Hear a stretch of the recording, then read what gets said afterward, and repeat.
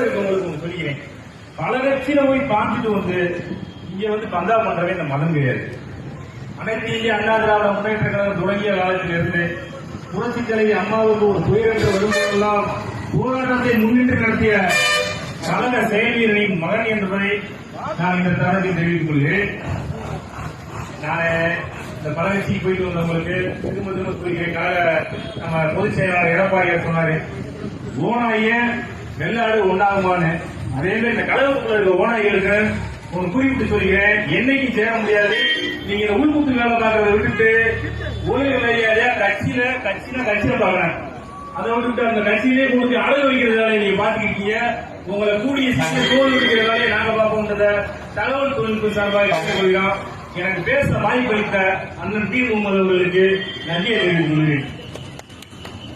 அடுத்தபடி